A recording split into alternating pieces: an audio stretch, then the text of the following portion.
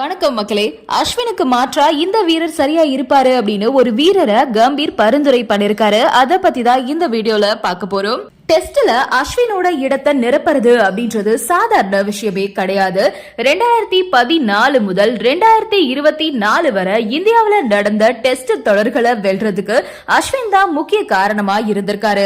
இதனால match winner ஸ்பின்னரை தான் அஸ்வினுக்கு மாற்றா விளையாட வச்சாக வேண்டும். இப்போ இந்திய அணில அஸ்வினுக்கு மாற்றா வாஷிங்டன் சுந்தர் இருந்துட்டு வராரு. அஸ்வினுக்கு மாற்றா ஆஸ்திரேலியாவுக்கு எதிரான கடைசி 2 டெஸ்ட்ல வாஷிங்டன் சுந்தர் தான் விளையாடி இருக்காரு. இந்த நிலையில அஸ்வினுக்கு மாற்றா ரஞ்சி கோப்பையில தொடர்ந்து மிரட்டலா பந்து வீசிட்டு வரக்கூடிய இடதுகை ஸ்பின்னரை சேர்க்க கௌதம் கம்பீர் முடிவு செஞ்சிருக்கிறதா தகவல் வெளியாயிருக்கு. கௌதம் கம்பீர் தேர்வு செஞ்சிருக்கக்கூடிய இடதுகை ஸ்பின்னர் சௌரப் குமார் தான். மொத்தமா 72 முதல் தர டெஸ்ட் போட்டிகள்ல விளையாடி இருக்காரு. அதுல 312 விக்கெட்களை கைப்பற்றி அசத்திருக்காரு. அதோட 25 முறை 5 விக்கெட்களையும் 5 முறை 10 விக்கெட்டையும் கைப்பற்றி சாதனை படைச்சிருக்காரு.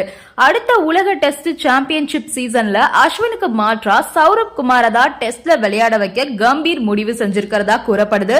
இது பத்தி பிசிசிஐ மீட்டிங்ல என்ன பேசிருக்காரு கம்பீர் அப்படின்னா, வாஷிங்டன் சுந்தர் IPL முதற்கொண்டு எல்லா ஃபார்மட்லயும் விளையாடிச்சு வராரு. அவருக்கு ஒரு முறை காயம் ஏற்பட்டுருச்சு அப்படின்னா ரொம்ப நாள் ஓய்வுக்கு அவர் போயிடுவாரு.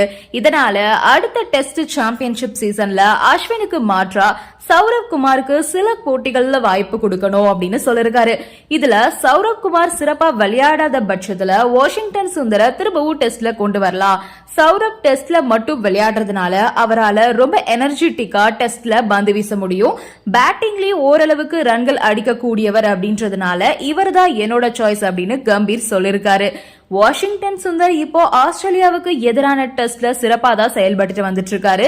இறுதி முடிவை தேர்வுக்குழு தலைவர் அஜித் அகர்கர் தான் எடுப்பாரு.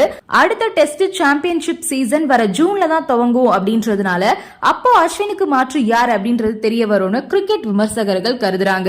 இப்போதான் அஸ்வின் ரிட்டையர்மெண்ட் அறிவிச்சாரு. அதுக்குள்ள அவருக்கு மாற்றா கம்பீர் வேற ஒருத்தர பரிந்துரை பண்ணிருக்காரு அப்படின்னா யோசிக்க வேண்டிய விஷயம் தான்.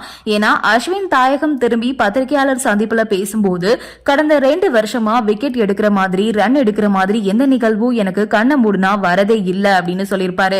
அதுவே ஒரு கிளியரான அறிகுறி தான் நாம அடுத்த பாதையை நோக்கி போகணும் அப்படின்றதுக்கு. அதனால இத பத்தி நான் பெருசா கவலைப்படல அப்படின்னு சொல்லியிருக்காரு அஸ்வின்.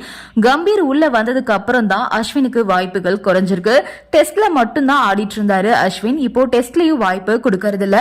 இனிமே அடுத்த டெஸ்டுக்கு 10 மாசம் வெயிட் பண்ணணும். அதனால போதும் அப்படின்னு ஓய்வு முடிவை அறிவிச்சிருக்காரு.